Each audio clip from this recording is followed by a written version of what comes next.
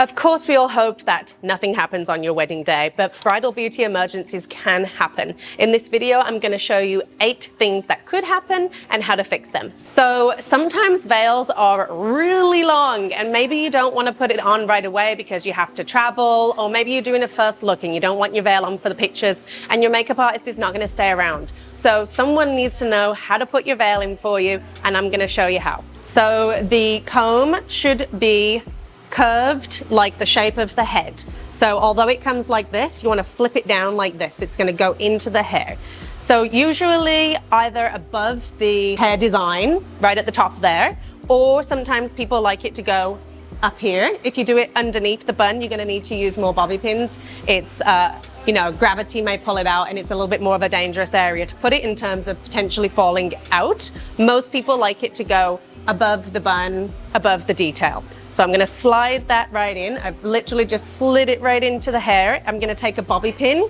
I'm going to connect this bobby pin with the hair and the comb of the veil, and that's going to make sure that it's not going to come out, which is especially important if you're wearing a long veil. You do not want that veil to fly out of your hair as you're walking down the aisle. That is not a good thing to have happen on your wedding day. So at least 1 bobby pin on either side, sometimes 2, and now you have a nice secure veil. Okay, so now you know how to put the veil in. It's important to know how to take it out. You're also going to need to assign someone, maid of honor, sister, someone that's good and confident with hair, to take it out for you, because if they just rip it out of the hair, it's going to absolutely destroy your wedding hairstyle that you sat for forever having done and paid a lot of money for. You do not want that to happen. So first of all, make sure they know that there are bobby pins on either side, especially if it's the person that did not put this in for you.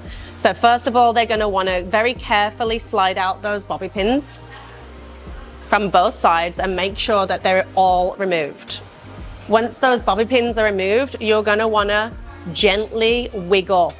Little wiggle, wiggle, wiggle, wiggle, wiggle, wiggle. And when you get to nearer the top, put your finger down on the hair and pull it out. That's going to minimize the damage done to the hairstyle. If there is a little flyaway or something that falls out, hopefully your wedding hairstylist has given you a little touch-up kit, or you have some bobby pins packed in your own bridal beauty emergency kit, and you can just kind of tuck away any little flyaways that come out. That's 2. We did 2. Here at Face Smith Agency, we provide all of our brides with a bridal touch-up kit that includes everything that they should need to maintain their makeup and hair throughout the course of the day. Of course, I'm telling you a few extra tips in this video, extra things that you might want to pack on top of this. So lips, you're going to need to reapply the lips. Even if you're wearing a long wear lip stain, you're going to need to reapply after you've eaten. The oils in food is going to pull it off, so you'll want to, after dinner, definitely reapply. So in our touch-up kits, we always custom mix the lipstick and put it into a little lipstick pot, and it comes with a little applicator. So the liner itself is long wear, so you should be able to very easily simply reapply the center of the lips and press the lips together. Very, very easy way to reapply your lipsticks.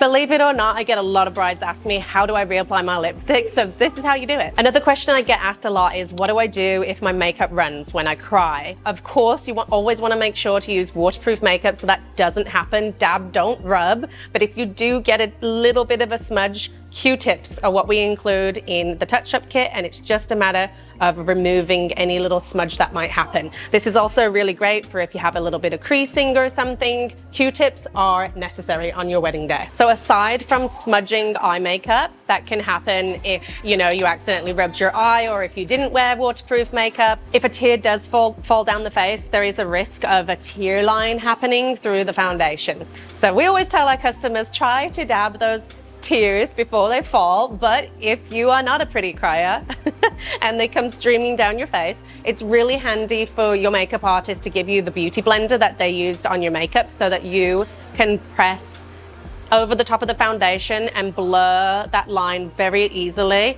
without disturbing the makeup. It's just going to blur the lines, put everything back to where it was, and hide that happy tear falling down the face. So de-shine is another thing that you may need to do with your wedding day makeup, especially if you're getting married in the summertime with the hot heat outside. You might get sweaty, you might get shiny. It's kind of inevitable. especially with certain skin types. Even if you've primed the skin, you've set it, you've done airbrush makeup, you use the one size setting spray, you may encounter some shine. So again, in our touch-up kits, we include blotting papers, which are amazing. If you don't have blotting papers, you can use a little sheet of tissue in a pinch. I'm like, oh my God, this thing is so long. I guess I didn't need to use that much. You can rip off a much smaller piece than this and just take a little piece of it, don't waste, and just gently dab wherever it's too shiny, which tends to be in the T-zone, around the nose, it might be under the eyes or on the chin. Really easy to just remove that shine, refresh your look, and look beautifully glowy but not sweaty on camera. If you're enjoying this video, remember to subscribe. So it is really handy to pack a curling iron just in case. Obviously, we all hope that your curls last all day and all night and you don't need to worry about it, or if you're just having too much fun to care. But if you're a bride who really wants to make sure you're looking perfect all the time, or you want to refresh your look before reception perhaps, get a curling iron. Front pieces do commonly lose their curl, as you can see right now. This little piece right here perhaps doesn't have quite enough of a curl in it, so I'm just going to go and give it a little bit of a recurl. If you want, you can have a bridesmaid do this for you, or if you're comfortable doing it yourself, you can just pop a few little curls in. It takes 2 seconds to refresh the look, and back you go to the party. Last but not least is defrizzing hair. So certain hair types get frizzy easily. Using something like a pomade, this one from Chi lasts forever. Apparently I use it a lot and have so much. This is amazing. It's a pliable paste and it's great just to have a little bit of something creamy in your hands just to get rid of any, just to get rid of any frizz. So I'm just using a very sparing amount, and you can either use it on the ends of the hair, run it through, or if there's some frizziness on the top, you can run it, if you have your hair down, you can run it through the whole length of the hair. It's gonna give a nice silky finish, remove frizzies, remove flyaways, and again, refresh your look very easily. I hope this video was a great look into your wedding day and the possibilities that may happen with the bridal beauty emergencies. And I hope you learned how to prepare, what to prepare for, and what to pack for your potential emergencies. Congratulations on the wedding. Don't forget to subscribe and follow me on Instagram, Faye Smith Beauty. See you next time.